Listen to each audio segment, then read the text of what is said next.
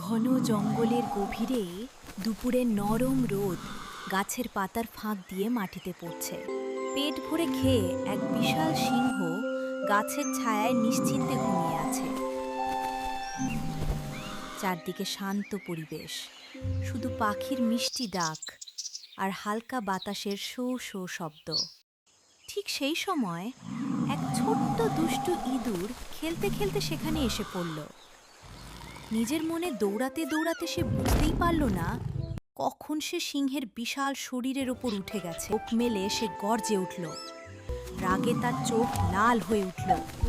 মুহূর্তের মধ্যেই সে তার বড় থাবা দিয়ে ইঁদুরটিকে চেপে ধরল। মহারাজ, দয়া করে আমাকে ছেড়ে দিন, আমি খুব ছোট, ভুল করে আপনাকে বিরক্ত করেছি। একদিন আমিও হয়তো আপনার উপকার করতে পারি। তার মনে একটু দয়া জাগল। সে ধীরে ধীরে থাবা সরিয়ে দিল। দূরপ্রাণে বেঁচে আনন্দে ছুটে পালালো। কয়েকদিন কেটে গেল।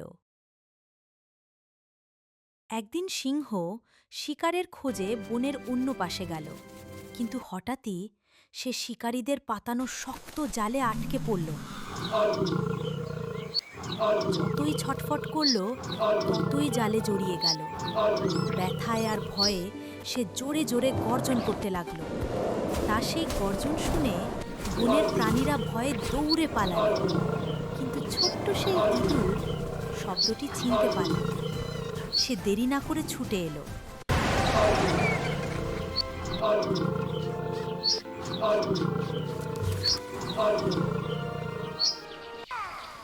Oh, thank you, brave mouse. Almost there. I'm free. Thank you, my friend. Of course!